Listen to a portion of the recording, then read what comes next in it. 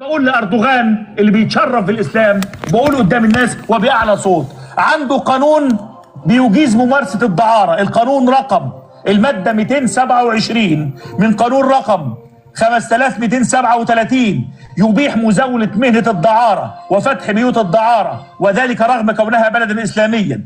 وبتعطى الحكومة التركية تراخيص لفتح بيوت الدعارة، تضم تركيا 15,000 بيت دعارة مرخص، فضلا عن البيوت غير المرخصة. بيكثر الطلب على النساء من أعمار 15 ل 20 سنة، يصل سن التقاعد وفقا للقانون التركي ل 60 عام وفقا لآخر إحصائية. فإن تركيا أردوغان بتكسب من الدخل من الدعارة 4 مليار دولار، 4 مليار دولار، أكثر من قناة السويس. وكذلك بتنتشر في تركيا نوادي التعري ونوادي الجنس، وتخضع أيضا لقوانين حكومية حيث لابد من حصولها على تصاريح وشهادات صحية لابد أن لا يقل من سن العاملين بها عن 18 سنة.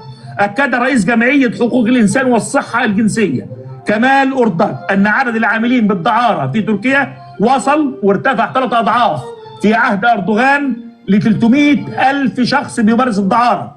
التقرير أكد أن منظمات المجتمع المدني بتقول إن الدعارة ارتفعت 220% في عهد حزب العدالة والتنمية في آخر 8 سنوات. وفي نقابة خاصة قامت بها الدولة التركية اسمها نقابة الشموس أو الشماسي الحمراء، نقابة الشمسية الحمراء. دي نقابة تتحدث وتدافع عن حقوق العاملين في الدعارة داخل تركيا. اللي بيتكلم عن الإسلام بيمارس الدعارة، اللي بيتكلم عن الإسلام خرب المدينة المنورة. لنا وقفات أخرى مع أردوغان خلال الحلقات القادمة.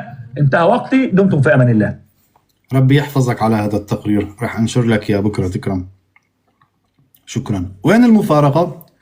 سامحيني أستاذي أمل، بس في نقطة صغيرة بدي أحكيها. راقبوا منيح. هل تسمح، عم بكتب بجوجل، إسرائيل بممارسة الدعارة؟ وهاي إشارة استفهام وراها.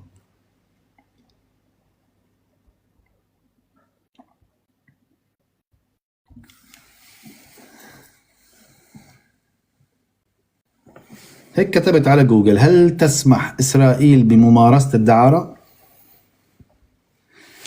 إن استهلاك خدمات الدعارة وشراؤها أمر غير قانوني تماما في إسرائيل، حيث تتبع البلاد نموذجا قانونيا يعرف باسم النموذج النوردي. بموجب هذا النظام يتم تجريم الزبائن والقوادين، قواد انتبه على حالك، بينما في الإطار القانوني والتحولات الأخيرة في يوليو 2020 دخل قانون حظر استهلاك الدعارة حيز التنفيذ، وتم إقراره كقانون دائم وثابت في نهاية العام 2025. طلع اسمك أردوغان. يعاقب أي شخص يضبط أو يحاول شراء خدمات جنسية أو يتواجد في مكان مخصص للدعارة بغرامة مالية تبدأ من 2000 شيكل للمرة الأولى وتتضاعف إلى 4000 شيكل في حال التكرار، وقد تصل إلى ملاحقة جنائية وغرامة تبلغ 75,300 شيكل. الأنشطة المحظورة تاريخيا مثل إدارة بيوت الدعارة والقوادة والإتجار بالبشر. العم هدول كلهم بيشتغلون أردوغان. يخرب فناش سنتك، هلا عرفت ليش طالبين راسك الإسرائيليين.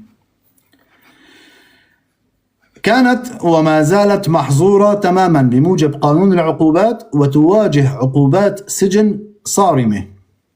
آلية تأهيل هذا الموضوع والحد من انتشاره ضمن المجتمع الإسرائيلي: يفرض هذا القانون على الحكومة والدولة تقديم برنامج دعم مالي سوسيال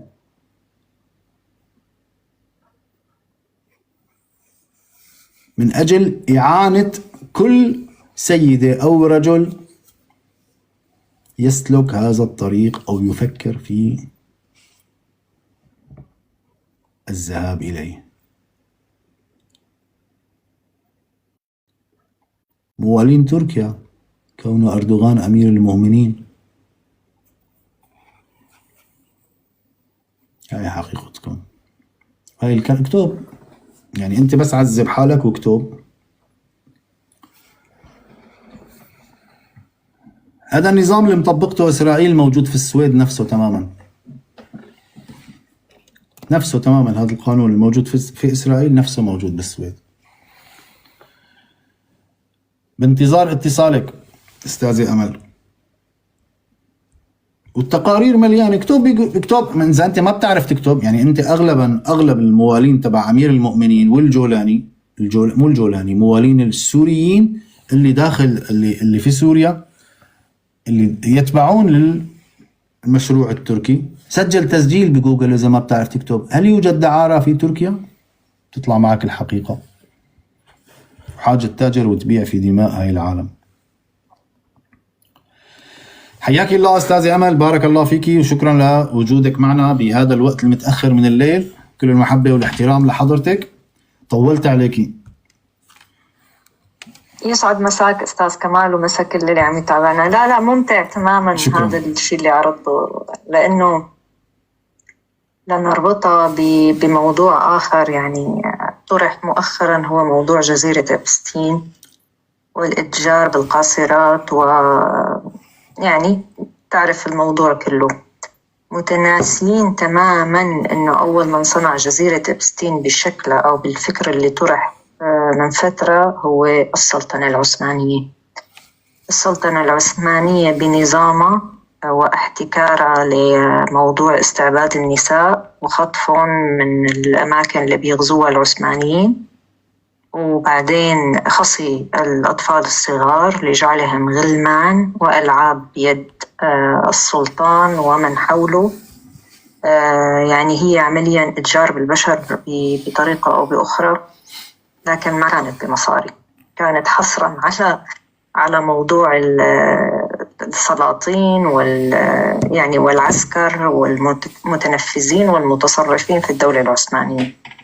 فهو اللي عم يصير بالدولة التركية هو امتداد لما صنعه العثمانيين، لا شيء يعني يتغير أبدا. أحسنتي على هذا الربط وحييكي على هذا الربط. هذا امتداد الدولة العثمانية صح أستاذي. 50 دولة في العالم، 50 دولة في العالم تسمح بشراء الجنس، تسمح بشراء الجنس. تركيا الدولة رقم 1 من بيناتهم، لأنه هو امتداد فكري، يعني هو امتداد موجود عند الأخطر من هيك أستاذ كمال. قال شو وإمتى صار هذا الكلام؟ لما أجى حزب العدالة والتنمية على السلطة قال شو؟ قال مشان ما يروحوا يشتغلوا بالخفاء نحن بناخذهم ونستفاد منهم، يعني قواد برخصة.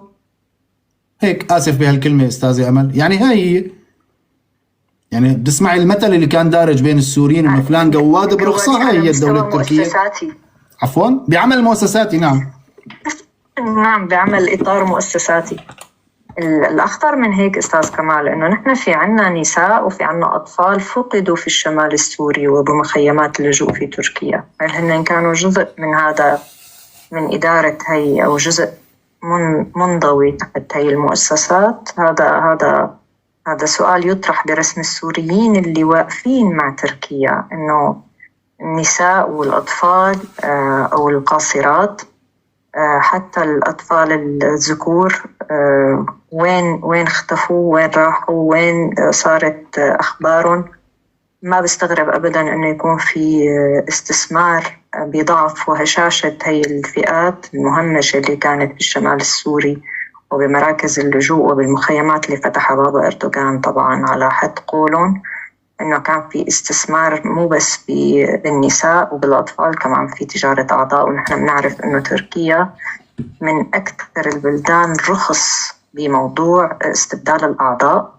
صح. أكيد مانو هو كرم من الأتراك إنه هن مثل الأوروبيين بيوقعوا على شيء. الأوروبيين إذا بتعرف أستاذ كمال إنه بعد الموت بفضلوا إنه يعطوا أعضائهم الشغالة لعالم عايشين. صح. لا هن ما عندهم هذا النظام. هن بياخدوا عالم عايشين بيقتلوهم وبياخدوا أعضائهم.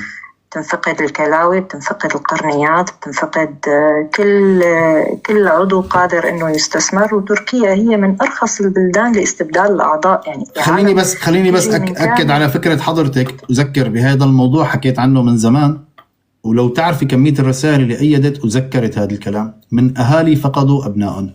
اكثر من نسبه 90% من المصابين بقصف للنظام السوري أثناء الصراع بين المعارضة السورية ونظام الأسد اللي فاتوا يتعالجوا في تركيا رجعوا ميتين.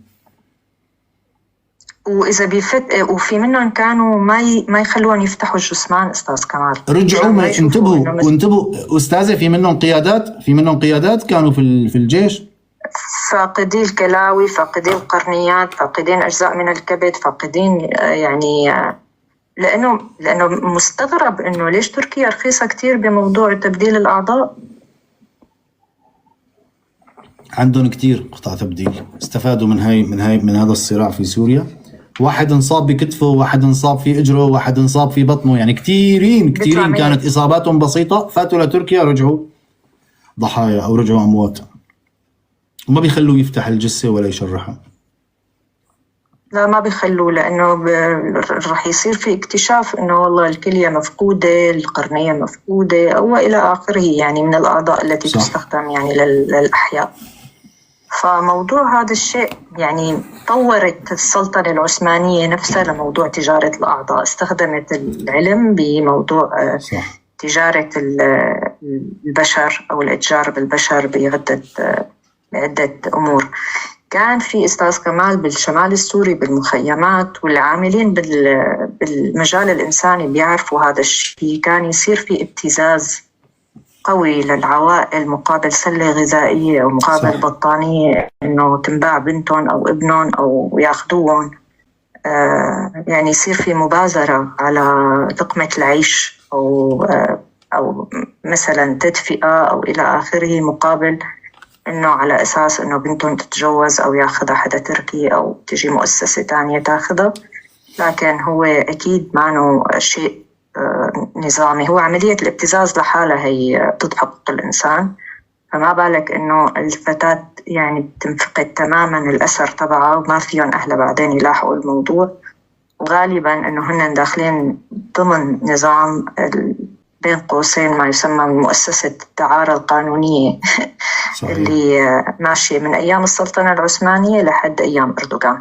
صحيح. بأكد لك شغلة كمان تأكيدا على كلامك على موضوع الزواج، القانون التركي لا يسمح بزوجة ثانية، انتبه. طبعا القانون التركي، القانون المدني التركي ممنوع تتزوج وحدة ثانية، ما إنه شريعة إسلامية. وهذا الشيء المستغرب إنه اللي بيتبع تركيا بيقرأ القانون تبعه هو نظام علماني فاصل الدين عن الدولة، وبالتالي الشريعة الإسلامية لا تحكم الحياة المدنية. يعني أنت فيك تتجوز بشكل مدني في تركيا، وممنوع يكون في عندك تعدد زوجات، لأنه النظام العلماني يفرض أنه لا يحكم الشريعة الإسلامية أو أي شريعة ثانية خاصة في الدين الحياة المدنية للمواطنين. صحيح.